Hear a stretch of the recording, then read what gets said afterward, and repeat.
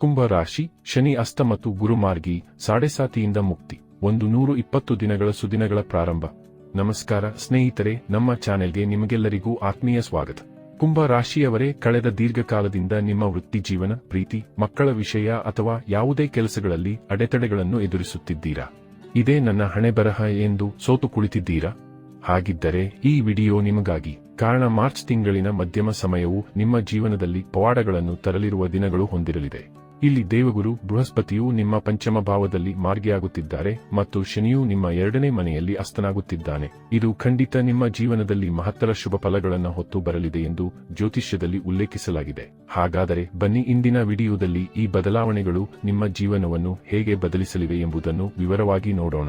Video ಪ್ರಾರಂಭಿಸುವುದಕ್ಕೂ ಮುನ್ನ ಎಂದಿನಂತೆ ನಮ್ಮ ವಿನಂತಿ ಎಂದರೆ, ನೀವಿನ್ನೂ ನಮ್ಮ ಚಾನೆಲ್ ಸಬ್ಸ್ಕ್ರೈಬ್ ಮಾಡಿಲ್ಲವೆಂದರೆ ಈ ಕೂಡಲೇ ನಮ್ಮ ಚಾನೆಲ್ ಅನ್ನು ಸಬ್ಸ್ಕ್ರೈಬ್ ಮಾಡಿ. ಜೊತೆಗೆ ನಮ್ಮೆಲ್ಲ ವಿಡಿಯೋಗಳ ನಿರಂತರ ಅಪ್ಡೇಟ್ಸ್ಗಳಿಗಾಗಿ ತಪ್ಪದೇ ಪಕ್ಕದ ಬೆಲ್ ಐಕಾನ್ ಬಟನ್ ಕೂಡ ಕ್ಲಿಕ್ ಮಾಡಿ. ನಿಮ್ಮ ಜೀವನದಲ್ಲಿಯೂ ಏನಾದರೂ ಸಮಸ್ಯೆಗಳು ಬಾಧಿಸುತ್ತಲಿದ್ದರೆ ಈ ಕೂಡಲೇ ಸ್ಕ್ರೀನ್ ಮೇಲೆ ಕಾಣ್ತಿರುವ ನಮ್ಮ ಗುರೂಜಿ ನಂಬರ್ಗೆ ಕರೆ ಮಾಡಿ ಶೀಘ್ರವೇ ಶಾಶ್ವತ ಪರಿಹಾರ ಕಂಡುಕೊಳ್ಳಿ. ವೀಕ್ಷಕರೇ, ಇಲ್ಲಿಯವರೆಗೂ ವಕ್ರಿಯಾಗಿದ್ದ ಗುರುದೇವನು ಈಗ ನೇರ ಸಂಚಾರ ಕೈಗೊಳ್ಳಲಿರುವನು. ಹಾಗೆ ಇಲ್ಲಿ ಕರ್ಮ ಫಲದಾತನಾಗಿರುವ ಶನಿದೇವನು ಅಸ್ತನಾಗಲಿದ್ದಾನೆ. ಇದರ ನೇರ ಪರಿಣಾಮಗಳು ಖಂಡಿತ ಪ್ರತ್ಯೇಕ ರಾಶಿಯವರ ಮೇಲೆ ಕಂಡು ಬರಲಿವೆ. ಇಲ್ಲಿ ಮೊದಲನೆಯದಾಗಿ ಕುಂಭ ರಾಶಿಯವರ ಆರೋಗ್ಯದ ಬಗ್ಗೆ ತಿಳಿದುಕೊಳ್ಳುವುದಾದರೆ, ನಿಮಗೆ ದೀರ್ಘಕಾಲದಿಂದ ಕಾಡುತ್ತಿದ್ದ ಲಿವರ್ ಸಮಸ್ಯೆ, ಹೊಟ್ಟೆಯ ತೊಂದರೆ, ಮೆಟಾಬಾಲಿಕ್ ಸಮಸ್ಯೆ ಅಥವಾ ಹಲ್ಲಿನ ನೋವುಗಳು ಈಗ ಗುಣಮುಖವಾಗಲಿವೆ. ನಿಮ್ಮ ದೇಹದಲ್ಲಿನ ನಿರಂತರ ಆಯಾಸ ದೂರವಾಗಿ ಹೊಸ ಚೈತನ್ಯ ಬರಲಿದೆ.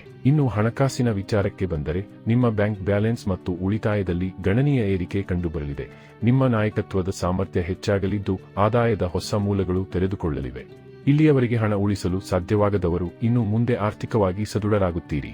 ಗುರು ಬೃಹಸ್ಪತಿಯು ತನ್ನದೇ ಆದ ಪುನರ್ವಸು ನಕ್ಷತ್ರದಲ್ಲಿ ಜೂನ್ 2ರವರೆಗೆ ಸಂಚರಿಸಲಿದ್ದಾನೆ. ಪುನರ್ವಸು ನಕ್ಷತ್ರದ ಅಧಿದೇವತೆ ಮಾತೆ ಅದಿತಿ ಇವರ ಆಶೀರ್ವಾದ ನಿಮ್ಮ ಜೀವನದಲ್ಲಿ ಹೊಸ ಬದಲಾವಣೆ ತರಲಿದೆ. ವಿಶೇಷವಾಗಿ ಮಕ್ಕಳನ್ನು ಬಯಸುವ ದಂಪತಿಗಳಿಗೆ ಇದು ಶುಭ ಕಾಲ. ನಿಮ್ಮ ಮಕ್ಕಳು ಪ್ರಗತಿ ಸಾಧಿಸುವುದನ್ನು ನೋಡಿ ನೀವು ಹೆಮ್ಮೆ ಪಡುತ್ತೀರಿ.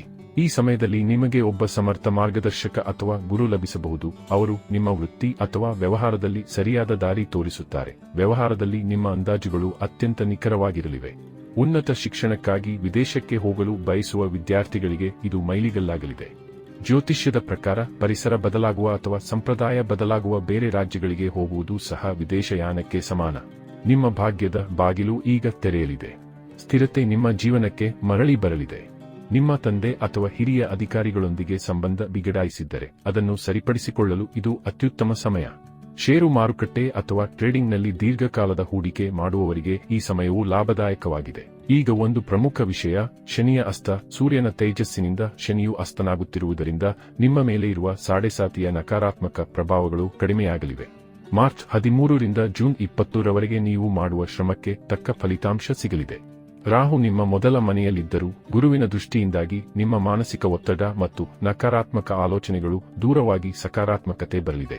ಮಾರ್ಚ್ 20ರ ನಂತರ ನಿಮ್ಮಲ್ಲಿರುವ ಗೊಂದಲಗಳು ಸಂಪೂರ್ಣವಾಗಿ ನಿವಾರಣೆಯಾಗಲಿವೆ. ಈ ಶುಭ ಫಲಗಳನ್ನು ದ್ವಿಗುಣಗೊಳಿಸಲು ಕೆಲವು ಸರಳ ಪರಿಹಾರಗಳನ್ನು ಪಾಲಿಸಿ. ಮೊದಲನೆಯದಾಗಿ, ಇಲ್ಲಿ ನೀವು ನಿತ್ಯವೂ ಕೇಸರಿ ತಿಲಕವನ್ನು ಧರಿಸಿ. ವಿಷ್ಣು ಸಹಸ್ರನಾಮ ಪಾರಾಯಣ ಮಾಡಿ ಅಥವಾ ಕೇಳಿಸಿಕೊಳ್ಳಿ. ಶನಿವಾರದಂದು ಅಶ್ವತ್ಥ ಮರದ ಕೆಳಗೆ ಎಣ್ಣೆಯ ದೀಪವನ್ನು ಹಚ್ಚಿ ಶಿವನಿಗೆ ಬೆಲ್ಲ, ಜೇನುತುಪ್ಪ ಮತ್ತು ಬಿಳಿ ಎಳ್ಳು ಬೆರೆಸಿದ ನೀರನ್ನು ಅರ್ಪಿಸಿ. ಹಾಗೆ ಕಪ್ಪು ಬಣ್ಣದ ಬಟ್ಟೆಗಳನ್ನು ಬಳಸುವುದನ್ನು ಸ್ವಲ್ಪ ಕಡಿಮೆ ಮಾಡಿ ಮತ್ತು ತಿಳಿ ಬಣ್ಣದ ಬಟ್ಟೆಗಳನ್ನು ಧರಿಸಿ. ನಿಮ್ಮ ಮೇಲೆ ನಂಬಿಕೆ ಇರಲಿ. ನಿಮ್ಮ ಕರ್ಮವನ್ನು ಪ್ರಾಮಾಣಿಕವಾಗಿ ಮುಂದುವರಿಸಿ. ಬದಲಾವಣೆ ಖಂಡಿತವಾಗಿಯೂ ಸಂಭವಿಸುತ್ತದೆ. ವೀಕ್ಷಕರೇ, ವಿಡಿಯೋದಲ್ಲಿ ನಾವು ನೀಡಿರುವ ಈ ಮಾಹಿತಿ ಇಷ್ಟವಾದರೆ ಲೈಕ್ ಮಾಡಿ, ಕಮೆಂಟ್ನಲ್ಲಿ ಹರ ಹರ ಮಹಾದೇವ ಎಂದು ಬರೆಯಿರಿ ಮತ್ತು ನಮ್ಮ ಚಾನೆಲ್ ಸಬ್ಸ್ಕ್ರೈಬ್ ಮಾಡಿ. ಧನ್ಯವಾದಗಳು.